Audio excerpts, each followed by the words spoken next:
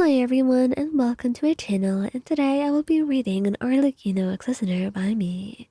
So let's get into it.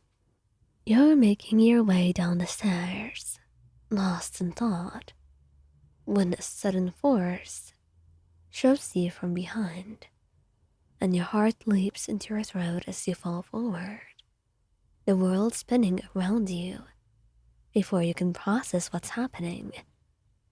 Your body crashes onto the hard steps below, pain radiating through your side.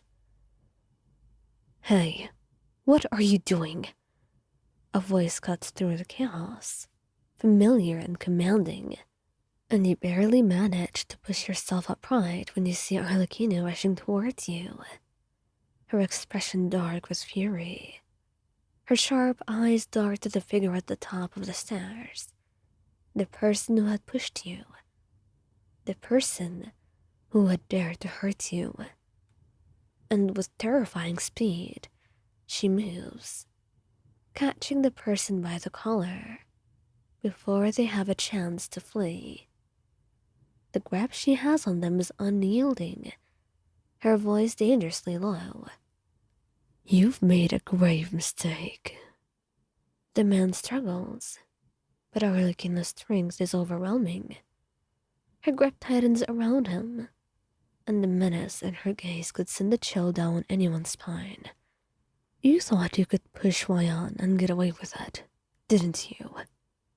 You're incredibly foolish, she says, throwing the man onto the floor. And you groan, trying to steady yourself as the pain courses through you. But the adrenaline is too strong for you to focus. Arlie, you managed to croak out, your voice weak. You could hear the man begging for forgiveness, and Arlecchino's heels clicking on the ground as she just walked closer to him. But as soon as you just called her name, her head snapped in your direction. Her anger momentarily halted into concern. Are you hurt? How bad is it? She keeps her hold on the man. Well, rather her heel on his chest, and her gaze is a lot softer as it meets yours. And for a moment, the ruthlessness completely vanishes, and she's simply your lover, the person who fiercely protects you. I'll be okay, just a bit bruised. Her jaw clenches, and her eyes harden again as she looks back at the culprit. I will not tolerate anyone daring to hurt what's mine. Do you understand? Her voice is ice, sharp and unforgiving. The man mutters something under his breath, still struggling to break free from Arlecchino's iron grip. Apologize, she demands, pulling him closer, her eyes narrowing. You can barely hear the muffled words of apology, and Arlecchino's not satisfied with that. She shoves them away, sending them stumbling down the hallway. Next time, you won't be so lucky. And if you or anyone else dares do something like this, I'll be making an example of you. Alright? She says, her tone cold and final, and the person rushes out of sight.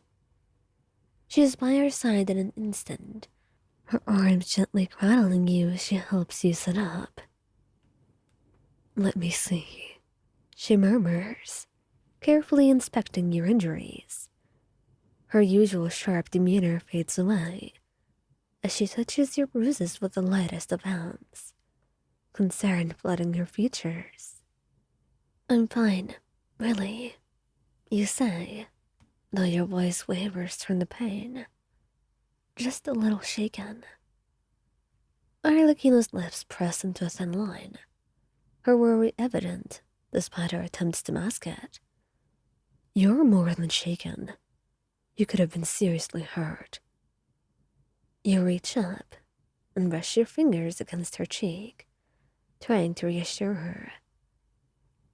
but I wasn't. Because of you. Her eyes meet yours, and for a moment, the world seems to stand still.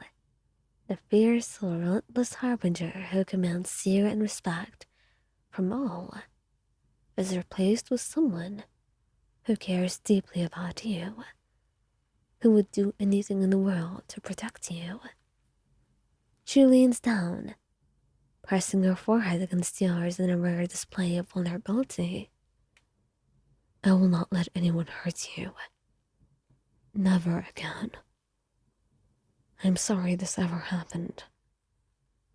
You close your eyes, feeling the warmth of her presence, her unwavering loyalty and the love she rarely shows to others. It's not your fault. I trust you, Arlie. So you don't need to worry about anything. You whisper back, and for a long moment, the two of you just sit there, her arms wrapped around you protectively. And despite the pain and the fear from the fall, you feel safe. Safer than you've ever felt before. Eventually, she pulls back, her fingers brushing through your hair. We should get you checked out, just to be sure. You nod, knowing she will not let you argue against that, especially not when it came to your well-being. So as she helps you to your feet, she keeps a steadying arm around your waist, her expression still tinged with concern. And despite everything, you can't help but smile at how fiercely protective she is.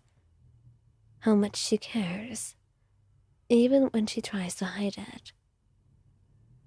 Thank you, you say quietly, gratefully, as you start to walk together.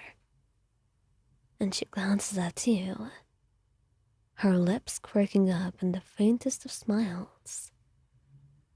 Don't thank me for doing what I'm supposed to. I'll always protect you, Ion. And that's a promise I intend to keep. And you smile, because you know she means it. And no matter what happens, you can always trust Arlecchino to keep her promises.